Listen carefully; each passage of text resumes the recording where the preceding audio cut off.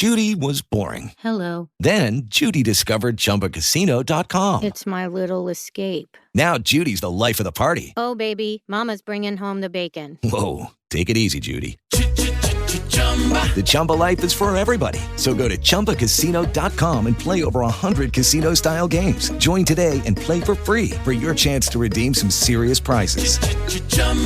ChumbaCasino.com. No purchase necessary. Void where prohibited by law. 18 plus terms and conditions apply. See website for details. Welcome to Bite Size Bios. This is meant to be a mini-sode that will accompany HDTH. Every week, I will pick a person from history and dive into their lives.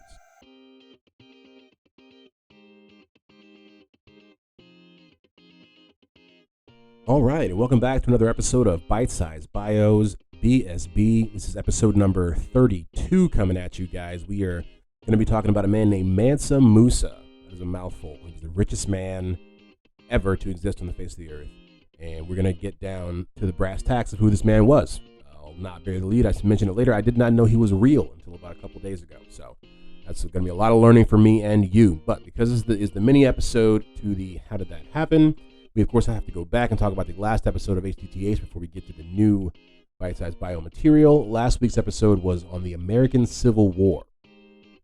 We talked about how that came to be. Learned a lot of things. Learned a lot about some battles that happened that were basically not in the name of the Civil War, but had everything to do with the Civil War. Specifically, Bleeding Kansas. Looking at you, Nebraska, Kansas, over there. You know, I see you guys. That, like I said, and I've mentioned it probably now in like 4 or 5 podcasts. I don't know. It interests me a lot. And I think there will be probably a Bleeding Kansas episode. I had no idea that really the Kansas kind of fought a civil war before we fought a civil war. That to me was one of the larger takeaways for how the Civil War happened, because you think they always try to break it down. I've heard the caning thing, the Charles Sumner. They beat that guy with a cane, almost beat him to death over slavery. I've heard the Fort Sumter stuff, but I've never. I don't think so. Never really heard up until the past few weeks and months this Bleeding Kansas stuff. This what those guys went through. Even though, like I said, I've seen that. I watched the show. Good Lord Bird, I believe it was, with Ethan Hawke about John Brown, and I have to go back and watch now. I wonder if they were if that was during that time or not. It may have been, because that's pretty much what John Brown was a large part of that. Like I said, he was the guy who actually went out there, and or I don't know if it was him specifically, but his guys went out there and killed those 5 pro-slavery activists in front of their families, which is it's a lot. It's aggressive behavior, to say the least.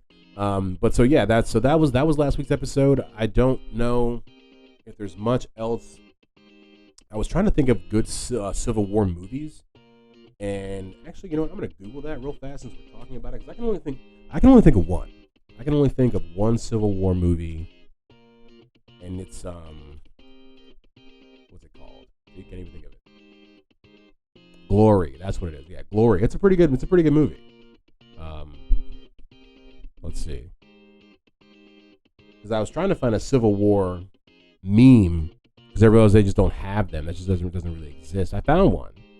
It's kind of funny. It's not that funny, but okay. Well, now that I'm seeing a list of them, of course, yes, some of them are coming back. Of course, there's Gone with the Wind, Gettysburg, which I have seen. Gettysburg is a pretty good movie. There's one called Cold Mountain. I didn't know that the good and the bad and the ugly was a Civil War movie. I've seen that before. At least, I guess not. Didn't watch it that well. It's set in the backdrop of the Civil War. 3 men, stoic gunslinger and a ruthless hitman and a wanted outlaw, all race against time and each other to find a Confederate treasure buried somewhere in the war-torn countryside. Ooh, listen to that. But yeah, so I don't think there's much else to say. I hope you guys like that one. I really enjoy doing that one. I want to say I want to do more wars, but I don't know. I'm gonna try to find some more interesting topics. I have a couple that I was set out that was supposed to happen for the summer, and now that I look back at them, I'm like, I don't know if that's really gonna be where I want to be headed as we head into this continuing out the rest of these summer months here. But yeah, that's pretty much it. I don't want to ramble too much before we get to the episode. As always, HTT Happen for all the extras. HTTHappen.com. At HTT Happen for the socials.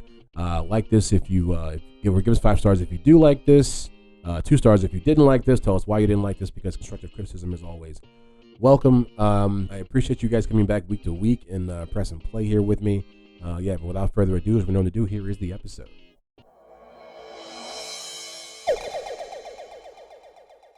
All right, so we are here today to talk about a man that I, for a long time, wasn't sure actually existed. I'm not sure where I got that from, why my disbelief was so strong, but his name is Mansa Musa, and he is basically considered to be the richest man of all time, richest person of all time, the person who at any point in time during their given life had acquired the most wealth of any human being to exist on this earth.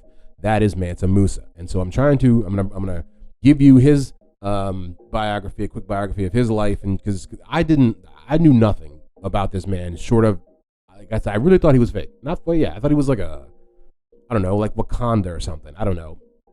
But no, he was real. He existed in the Mali Empire. It was really like the sphere of which was what made him who he was. The Mali Empire was the largest and richest empire yet seen in West Africa, and was founded by Sundiata Keita, right? And basically the Mali Empire stretched over a couple present-day African countries, and they had just a large, vast amount of wealth that was passed down from ruler to ruler, and that's how Mansa Musa actually got his wealth. They had things like gold, they had salt, which was a big thing back then, still a pretty big thing now, but I don't think to the degree it was back then. They sold a lot of different things. It was even said that they sold people. They sold slaves. I'm not sure I know he didn't, because he was dead before the actual transatlantic slave trade, but I wonder if they didn't really say if the rulers of the Mali Empire ever actually sold slaves into like that actual slave trade. I'm not sure. But yeah, so he Mansa Musa was in the Mali Empire that stretched over Ghana, Walata, a lot of different names here that I'm not good at pronouncing. They were all Islamic. They had adopted Islam's the faith from their contact with Arab merchants back around the 1200s. So this is when, and I may have buried the lead, this is when Mansa Musa was around. And I'm gonna give you the whole thing in a second. I'm kind of just giving you a quick overview to set the stage, because this is one of the oldest people I think we've done, or one of the longest going as far back. I think we did Alexander the Great, I think, like episode 3, but most of the other people have been relatively recently existing, if you will. But this guy, I kind of want to set the scene for him. So I don't know if there's much else to say about him before I really get into his actual biography. I want to see him kind of scrolling through the notes here. I don't think so. So yeah, Mansa Musa was born in 1280, right, in the Mali Empire. His brother's name was Mansa Abu Bakr, Bakr, not really sure. I was laughing with somebody about this the other day, and it's not, laughing is, I don't like to laugh at, but it's just the way it happened. It's so 1,000 years ago. So basically his brother was ruling the whole Mali Empire right around 1312. So that'll put our friend Mansa Musa at about, what is it? He's 22, give or take. No, 32, excuse me, around this time. Well, his brother was super obsessed with finding the end of the Atlantic Ocean. That's what I say it sounds like 1,000 years ago. We have maps now. We know where it ends. But he's just like spending his whole day just being like, I gotta know. I gotta see it, bro. I gotta know where it ends. The end of the Atlantic Ocean, like he probably just goes on all day long, nonstop, making drawings and just weird dreams about this stuff. And he reportedly embarks on an expedition with a fleet of 2,000 ships and thousands of men, women, and slaves to go find the end of the Atlantic Ocean. Get this, guys, he never came back. Gone. So that's what I was laughing about. Is that dark humor? I think definitely. I'm laughing at the death of potentially thousands of men, women, and probably children. But just that this guy was just had all the money in the world. It's similar to the Titanic submarines. It's like you have all the money in the world, but you want to go do what at that time nobody else is doing. At that time, nobody knows where the end of the Atlantic Ocean is. Nobody knows what's going on there, but you want to be like, I'm going to be that guy. You have billions of dollars, bro. Just billions, hundreds of billions of dollars, which we'll get to that. They're stacked like you would not believe, and they just want to go do some crazy stuff. So yeah, so his brother goes off, never comes back. That leads to Mansa Musa becoming the leader. Now, Mansa is like actually a name. It's not like, what is it? I think it means, I have it right here. Okay, so yeah, Mansa is actually means sultan or emperor, and third born child for whatever reason. But so that's actually so his name is Musa, but Mansa is just what you get when you become, um, you know, the leader of things. So he was actually the ninth Mansa of the Mali Empire, which reached their peak during his time. So they, it's kind of like he was leading when they were at the height, when they had all the wealth in the world. He was leading. And what's actually interesting about what led to him having so much wealth as far as it being consolidated in such a specific place and not kind of more diversely, spread out the way it is nowadays, or at least somewhat, is that like in Europe at the time, the countries were still, they were not unified in any sort of way. There was a lot of infighting. There was a lot of battling between the different small city states or very small countries. And then when you think about Germany itself, was not Germany. It was a bunch of different smaller countries. And England was still fighting itself. And I mean, Ireland, that's a whole different, they're off the coast, but still, like it wasn't Europe as we know it. They were becoming Europe as we know it. So they didn't have as much money as these guys did I guess they had their stuff together. But so Mansa, like I said, he was the ninth Mansa of the Mali Empire. Richest dude out there. There's not much that's really said about him. I've done a fair bit of research. I wouldn't say exhaustive, but I've read a few articles, and they talk about his trip to his Hajj to Mecca in 1324, which was only a couple years after he had become leader when his brother sailed off the face of the earth and killed thousands of people.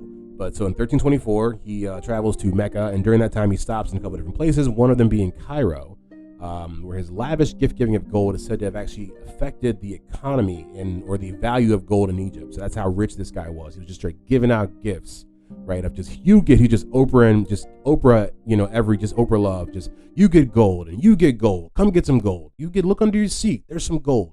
He does that so much that just like it messes with how much gold actually, how the value of the actual gold. It kind of changes because this guy is so generous and has so much to give away. But there's, I don't know.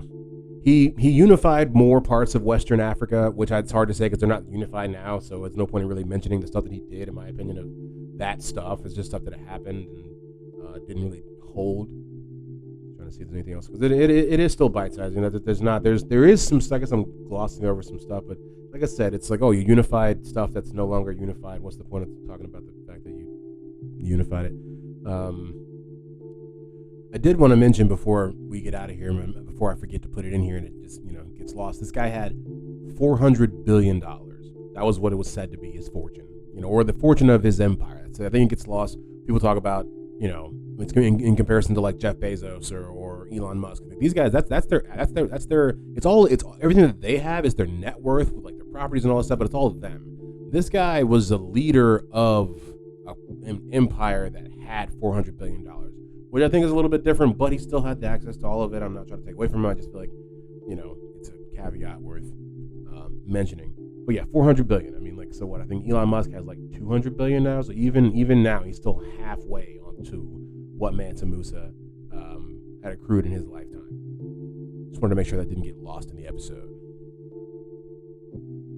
Yeah, because we'll jump to his death, which no one's really sure when he actually died. People say 1337, but there's also some different, because these are all accounts of, when he met this guy, or when he was supposed to be in such and such city and they saw him, but they're not sure if when they saw him was it actually his son, or was it him, or did the letter that was written about his presence being there, did it get there 3 years too late? Was it a Juneteenth situation? So they don't know when this guy actually died. But we're saying 1337.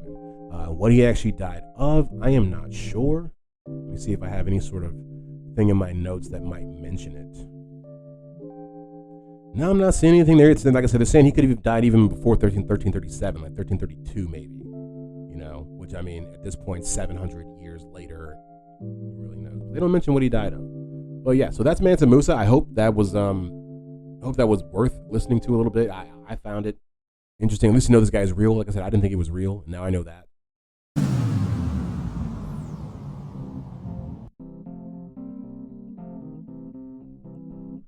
Okay, Mansa Musa, right?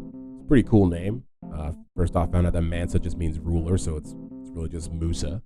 I hope you guys like that. That's more where I kind of want to be taking the direction of this specific part of the podcast, the bite-sized bio part. I mean, I definitely want to do as many people as possible and keep it very diverse. But I noticed I was kind of covering this, not the same people, but this people at the same time frame, which to me makes you talk about the same things. We've talked about a lot of people who were born in the 40s and came to prominence in the 60s and 70s and had their life and are still alive now. There's been a lot of people that we've talked about, so it's kind of just want to change it up and talk about somebody that was, born almost 1,000 years ago and was just a testament to my research to find out whether he even existed or not. Like I said, I can't make it enough. I can't say this enough. I did not know this man was real until I started doing the research for this episode, which makes me want to do the podcast. It makes it worth, firing up the old computer and digging into the Google, just digging on in there. But yeah, I don't want to ramble too much more. Hope you guys like the episode. As you know, always HTT Happen for everything, HTTHappen.com, at HTT Happen for all the socials. Like this, give us 5 stars if you do like it. If you don't like it, please give us 2 stars. Tell us why you didn't like it, because constructive criticism is always welcome. We'll see you guys next week with the next How Did That Happen?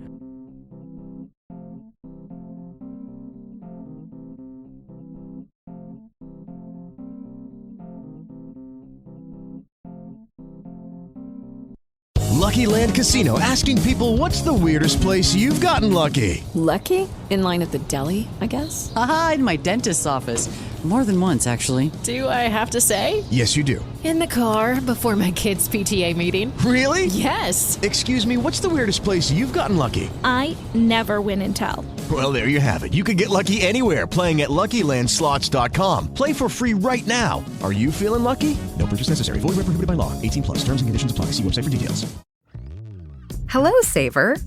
Whether you're saving for that trip to the tropics or saving for an emergency, now is the time to take advantage of Wells Fargo's savings options. Wells Fargo offers savings accounts that can help you save towards your goals. So, what are you saving for? Visit a Wells Fargo branch or wellsfargo.com/save to open a savings account today. Wells Fargo Bank, N.A., member FDIC.